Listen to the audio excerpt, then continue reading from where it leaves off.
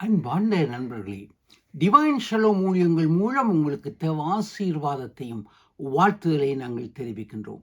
உங்களது ஜெப தேவைகளுக்கும் ஆலோசனைகளுக்கும் நீங்கள் எங்களோட தனிப்பட்ட தொலைபேசியில் தொடர்பு கொள்ளுங்கள். உங்களுக்காக தேவ பணியில் நாங்கள் ஜெபிக்கவும் கவுன்சிலிங்கை தரவும் வாஞ்சையுடன் காத்திருக்கின்றோம்.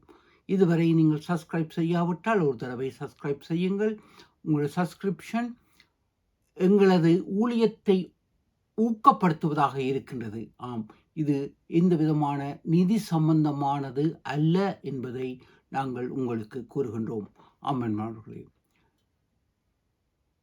இதுவரை உங்களது வாழ்க்கையின் சிறப்புகளுக்காக, விசேஷ நாட்களை கொண்டாடுகின்றவர்களுக்காக, துக்கங்களினூடாக கடந்து செல்வர்களுக்காக நாங்கள் எங்களது ஜெபங்களை நாங்கள் தினமும் ஏறெடுக்கின்றோம். ஒரு விசை ஜெபம் செய்வோம்.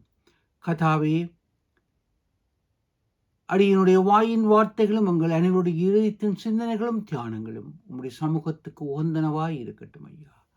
தங்களுடைய விசேஷ நாட்களை கொண்டாடும் உடைய பிள்ளைகளுக்காகவும், குழந்தை பேறுகளை எதிர்பார்க்கும் உடைய பிள்ளைகளுக்கும், கர்த்தாவே, துக்கத்தினூடாக கடந்து சென்று கொண்டிருக்கும் பிள்ளைகளுக்கும், சரீர வியாதியில் உலரும் பிள்ளைகளுக்கும் உம்முடைய கரத்திலே நாங்கள் ஒப்புக் கொடுக்கிறோம். நீங்கள் பேசுங்கள் ஐயா.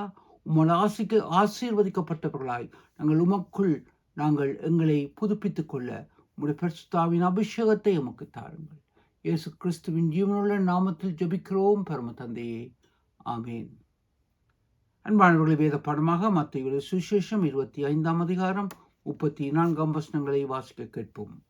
அப்பொழுது ராஜா தமது வலது பக்கத்தில் நிற்பவர்களை பார்த்து, வாருங்கள், என் பிதாவினால் ஆசீர்வதிக்கப்பட்டவர்களே, உலகம் உண்டானது முதல் உங்களுக்காய் ஆயத்தம் பண்ணப்பட்டிருக்கிற ராஜ்யத்தை சுதந்தரித்துக் கொள்ளுங்கள். ஆமென். மாணவர்களே, இது நம்முடைய ஆண்டவர் இயேசு கிறிஸ்துவின் வாக்குத்தத்தம், ஆசீர்வாதான வார்த்தை. வாருங்கள், என் பிதாவினால் ஆசீர்வதிக்கப்பட்டவர்களே. ஆம், இந்த அவசரமான உலகத்தில் நாங்கள் வாழ்ந்து கொண்டிருக்கின்றோம். இப்படியான அவசரமான உலகத்தில் எங்களுடைய கால அட்டவணை, பிசி அட்டவணைக்கின் மத்தியிலும் அநேகர் ஆண்டவருக்காக ஊழியம் செய்கின்றோம். அவனுடைய ஊழியம் என்று நாங்கள் பார்க்கும் பொழுது அநேகர் சிந்திக்கின்றோம், புல்பிட்டில் நின்று பிரசங்கம் பண்ணுவது, பாஸ்டராக இருப்பது, இது மட்டும் ஊழியம் அல்ல. அதுவும் ஒரு ஆசிரியமான ஊழியம்.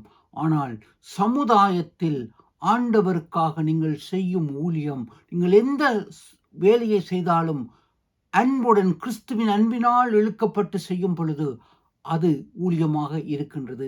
என் அன்பானவர்களே, இப்பொழுது நாங்கள் பார்க்கும் பொழுது எமது ஊழியத்தின் மூலம் நீங்கள் எதை செய்தாலும் கிறிஸ்துவின் அன்பை மக்கள் ருசிக்கும் பொழுது, உங்கள் மூலம் கிறிஸ்துவின் அன்பை அவர்கள் கண்டுகொள்ளும் பொழுது அது மிகப்பெரிய ஊழியமாக இருக்கின்றது. அன்பானவர்களே, உங்களை பார்த்து ஆண்டவர் கூறப்போகின்றார், வாருங்கள், என் பிதாவினால் ஆசீர்வதிக்கப்பட்டவர்களே. ஆம், ஆரம்பம் முதல் உங்களுக்காக ஆரம்பிக்கப்பட்ட ஆசீர்வாதமான பரலோகத்துக்குள் வாருங்கள் என்ற ஆசீர்வாத வார்த்தைகளை நாங்கள் கேட்கப் போகின்றோம். இங்கு பார்க்கின்றோம் 35ஆம் மத்தேயு சுவிசேஷம் 25ஆம் அதிகாரம் 35ஆம் வசனம் முதல் 37ஆம் வசனங்கள் முதல் அங்கு கூறப்படுகின்றது. ஆண்டவர் இயேசு கூறுகின்றார், பசியாயிருந்தேன், என்னை எனக்கு உணவு கொடுத்தீர்கள். வியாதியாயிருந்தேன், என்னை பார்க்க வந்தீர்கள். உடையின்றி இருந்தேன், எனக்கு உடை கொடுத்தீர்கள். நிர்வாணமாயிருந்தேன், ஆம், சிறையில் இருந்தேன், என்னை பார்க்க வந்தீர்கள். ஆம், வைத்தியசாலையில் வியாதியாய் இருக்கும் பொழுது, சிறையில் இருக்கும் பொழுது, உடையின்றி இருக்கும் பொழுது, பசியாய் இருக்கும் பொழுது ஆகாரமும் நீரும் தந்தீர்கள். என் தேவையை சந்தித்தீர்கள். நான் அல்லல் பட்டு துன்பப்படும் பொழுது எனக்கு ஆதரவாய் அன்பான வார்த்தைகளை கூறினீர்கள் என்று ஆண்டவர் கூறுகின்றார். அப்பொழுது அவர்கள் கேட்கின்றார்கள், அப்பொழுது ஆண்டவரே, நான் உம்மை பசியாக, நிர்மாணமாகவும், சிறையிலும் கண்டு உதவி செய்தோம். மிகவும் சிறியவர்களாகி இவர்களுக்கு எவைகளை செய்தீர்களோ அவைகளை எனக்கே செய்தீர்கள். ஒரு ஆசீர்வாதமான வார்த்தையை அங்கு ஆண்டவர் கூறுவதை நாங்கள் பார்க்கின்றோம். அன்பானவர்களே, இன்று நாங்கள் பார்க்கும் பொழுது எம்மில் நாங்கள் அநேக சாட்டுகளை கூறுகின்றோம். உமக்கு நேரமில்லை, உம்முடைய காலையில் எழுந்து மாலை வரை எனக்கு வீட்டில் வேலை, தொழில் வேலை, அநேக காரணங்களை கூறிக்கொண்டிருக்கின்றோம். நல்லது. ஆனால் இங்கு பார்க்கும் பொழுது 41ஆம் வசனத்தில் ஆண்டவர் கூறும் அந்த வார்த்தை மிகவும் இதயத்தை உடைக்கின்ற வார்த்தையாக இருக்கின்றது. அதை மாற்ற முடியாத வார்த்தை. ஆம், நான் பசியாயிருந்தேன், எனக்கு போஜனம் கொடுக்கவில்லை. நீங்கள் ஆண்டவர் இயேசு பசியாயிருக்கின்றார், உணவு கொடுக்கவில்லை. வியாதியாயிருந்தார், விசாரிக்கவில்லை. சிறையில் இருந்தார், பார்க்கவில்லை. ஆம் என்று ஆண்டவர் உங்களை பார்த்து கூறும் பொழுது அந்த நேரம் எவ்வளவு உங்கள் மனதுக்கு வேதனையையும் தூக்கத்தையும் தருகின்றது. ஆமென்பானவர்களே, இன்று நாங்கள் எங்களை கிறிஸ்துவின் பிள்ளைகள் என்று அழைக்கின்றோம். ஆனால் கிறிஸ்தவ அன்பை நாங்கள் உலகுக்கு காட்ட அழைக்கப்பட்டிருக்கின்றோம். இதுதான் இயேசு பெருமான் கூறுகின்றார். மத்தேயு யோவான் சுவிசேஷம் 13ஆம் அதிகாரம் 34ஆம் வசனத்தில், ஒரு புதிய உடன்படிக்கையை உங்களுக்கு தருகின்றேன். நான் உங்களில் அன்பாய் இருந்ததைப் போல ஒருவரில் ஒருவர் அன்பாயிருங்கள். இயேசு நம்மில் அன்பாயிருந்ததைப் போல நாம் ஒருவரில் ஒருவர் அன்பாயிருக்க அழைக்கப்படுகின்றோம். ஆம், இன்று வியாதியில் இருக்கும் உங்களுடைய நண்பர்கள், உங்களுடைய உறவினர்கள், உங்களுடைய மைத்துனர்கள், உங்களுடைய சோதரர்களை நீங்கள் அன்பாக விசாரிக்கின்றீர்களா? அல்லாவிட்டால் நேரமில்லை என்று அதை தெரிந்தும் அதை உதாசீனம் செய்து கொண்டிருக்கின்றீர்களா? என் அன்பு சகோதரர்களே, ஆண்டவர் கூறுகின்றார், நான் உங்களில் அன்பாயிருக்கின்றதைப் போல ஒருவர் அன்பாயிருங்கள். அநேக காரணங்களை நாங்கள் கூறிக்கொண்டிருக்கின்றோம். அருமையான தமிழ் பாடல் இருக்கின்றது. கிறிஸ்தவன் என்று என்னை அழைக்காதே நண்பா, கிறிஸ்தவன் என்று என்னை அழைக்காதே. ஆலயத்தில் என்னை பார்ப்போர் எல்லாம் அல்லேலூயா இவர் ஒரு பக்தன் என்பார். ஆலயத்தில் என்னை பார்ப்போர் எல்லாம் அல்லேலூயா இவர் ஒரு பக்தன் என்பார். ஆபீஸில் அல்லது வீட்டில் நண்பர்கள் உறவினர்களிடத்தில் வந்து கேட்டுவிட்டால் ஐயகோ இவன் ஒரு எத்தன் என்பார். அதனால் கிறிஸ்தவன் என்று என்னை அழைக்காதே. இதைத்தான் ஆண்டவர் இயேசு 41ஆம் அதிகாரம் மத்தேயு 25-41 வசனத்தில் கூறுகின்ற, உங்களை அறியேன், புறம்பாக செல்லுங்கள். ஆம், இன்று நாங்கள் சடங்காச்சாரமாக கிறிஸ்தவர்களாக ஆலயத்துக்கு செல்கின்றோம், கிறிஸ்தவ பெயர்களை வைத்திருக்கின்றோம். அதில் எந்த பிரயோஜனமும் இல்லை. அன்பானவர்களே, எங்கள் சகோதரர்கள், உறவினர்கள், நண்பர்கள் வியாதியிலும் துன்பத்திலும் வேதனையிலும் உழன்று கொண்டிருக்கும் பொழுது நாங்கள் உங்களை தெரியாது என்று கூட கூறியிருக்கின்றோம். ஆமென்பானவர்களே, அவர்களிடத்தில் தொலைபேசி எடுத்து ஒரு சுகவீனமாக இருக்கின்றீர்களா என்று விசாரிக்க கூட நாங்கள் மறந்து போகின்றோம். அவசரமான உலகத்தில் ஆண்டவருமை பார்த்து, மகனே மகளே, உன்னை போல உன் அயலானையும் நேசி. நான் உன்னை நேசித்ததைப் போல நீ உன் அயலவனை நேசி, உன் நண்பர்களை நேசி, உன் உறவினரை நேசி என்று உம்மை பார்த்து அவர் கூறுகின்றார்.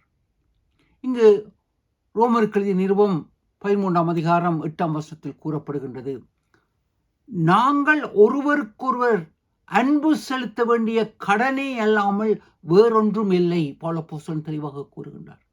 நான் கடனாளி. என்ன கடன்? மற்றவர்களுக்கு அன்பு செலுத்த வேண்டிய கடன். ரோமர் 13ஆம் அதிகாரம் 8ஆம் வசனம். அந்த அன்பை நாங்கள் செலுத்துகின்றோமா? அந்த அன்பை நாங்கள் பரிமாறுகின்றோமா? இயேசு கூறுகின்றதைப் போல மத்தேயு சுவிசேஷம் 25ஆம் அதிகாரம் 34 முதல் 37ஆம் வசனங்கள் வரை, உபத்திரவத்திலும் வியாதியிலும் உழன்று கொண்டிருக்கும் மக்களுக்கு உங்கள் அன்பை கொடுக்கின்றீர்களா? அந்த கடனை நீங்கள் செலுத்துகின்றீர்களா? இதை ஆண்டவர் என்று உங்களிடத்தில் கேட்கின்றார். என் அன்பானவர்களே, இதை ஆண்டவர் சவாலாக என்னிடத்தில் கேட்கின்றார். இன்று கிறிஸ்தவ உலகம் ஒரு போலியான உலகத்தில், மாயமான உலகத்தில் வாழ்ந்து கொண்டிருக்கின்றது. அந்த அன்பை இன்று உலகம் இழந்து விட்டது. என் அன்பை பரிமாற என் பிள்ளைகளை நான் அழைக்கின்றேன் என்று ஆண்டவர் கேட்கின்றார். இங்கு தெளிவாக பார்க்கின்றோம். யாக்கோபு நிருபத்தில் 2 அதிகாரம் 15 17 வசனத்தில் அங்கு உங்கள் சகோதரன் சகோதரி அங்கு உடையின்றி பசியாய் இருக்கும் பொழுது அவரை பார்த்து கூறுகின்றீர்கள். யாக்கோபு 2 அதிகாரம் 15 சமாதானத்துடன் சென்று வாருங்கள், பசியாரை இளைப்பாருங்கள், குளிர் காய்ந்து இளைப்பாருங்கள். ஆனால் அவர்களுக்கு தேவையான சரீர தேவைகளை செய்யாமல் இருப்பது உங்கள் விசுவாசம் மரித்ததாய் இருக்கின்றது என்று யாக்கோபு ஆண்டவரின் சகோதரன் யாக்கோபு சீஷன் கூறுகின்றார். யாக்கோபு 2:15-17. ஆம், வியாதியிலும் பசியிலும் துன்பத்திலும் இருக்கும் சகோதரனை பார்த்து சமாதானமாய் சென்றுங்கள், வீட்டுக்கு சென்று பசியாறு இளைப்பாருங்கள் என்று வார்த்தையினால் கூறுவது எங்கள் விசுவாசம் கிரியை இல்லாத விசுவாசம் செத்ததாய் இருக்கின்றது என்று ஆண்டவரின் சகோதரன் கூறுகின்றார். ஆண்டவரின் வார்த்தை. இன்று எங்கள் விசுவாசம் உயிருள்ள விசுவாசமாக இருக்கின்றதா? பேர் கிறிஸ்தவராக வெறும் வார்த்தைகளில் நாங்கள் கூறிக்கொண்டு இருக்கின்றோமா? அன்பானவர்களே, எங்கள் அன்பானவர்கள் வேதனையின் மத்தியிலும் உழன்று கொண்டிருக்கும் பொழுது நாங்கள் அவர்களை குலசலம் விசாரிக்காமல் அவர்களை உதாசீனம் செய்து விடுகின்றோம். அவர்கள் மரித்த பின்பு நாங்கள் அழகாக சிம்பதி காட்ட அனுப்புகின்றோம். துக்கமான வசனங்களை எழுதிவிட்டு மை ஹார்ட்வெல் கண்டோலன்ஸ், இப்படியாக என் துக்கம் கணக்கின்றது, உங்களை இழக்கின்றோம் என்று வெறும் வார்த்தைகளினால் நாங்கள் சிம்பதி காட்ட அனுப்புகின்றோம். அல்லாவிட்டால் அவர்கள் மரண வீட்டுக்கு ரீத்தை அனுப்புகின்றோம். ஆனால் அவர்கள் உயிருடன் இருக்கும் பொழுது எந்த கரிசனையும் இல்லாமல் தொடர்பும் இல்லாமல் நாங்கள் வாழ்ந்து கொண்டிருக்கும் ஒரு சமுதாயத்தில் என்று நாங்கள் வாழ்ந்து கொண்டிருக்கின்றோம். ஏனோ தானோ என்ற வாழ்க்கை. ஒரு வார்த்தையில் நாங்கள் செய்தியை அனுப்பிவிட்டு சமாதானம் அடைகின்றோம். ஆனால் எம் ஆண்டவருமை பார்த்து, சிறியவர்களாகிய இவர்களுக்கு நீ செய்ய தவறியதை எனக்கே செய்தாய் என்று எம்மை பார்த்து கேட்கும் நாள் நெருங்குகின்றது. என் அன்பானவர்களே, இவ்விதமாக நாங்கள் வாழ்ந்து கொண்டிருக்கின்றோம். எங்கள் விசுவாசம் செயலில் இருக்க வேண்டும், வெறும் வார்த்தையில் அல்ல, மேடை பிரசங்கங்களில் அல்ல. சிந்திப்போம், செயல்படுவோம். தேவன் உங்களை பரிபூர்ணமாய் ஆசீர்வதிப்பார். அன்பானவர்களே, தேவராஜ்யத்தின் விஸ்தாரத்துக்கு நீங்கள் இக்காணொலியை பார்த்தும் இதை உங்கள் நண்பர்களுடன் பகிர்வதற்கும் சப்ஸ்கிரைப் செய்வதற்கும் மிக்க நன்றி. தேவன் உங்களை ஆசீர்வதிப்பாராக.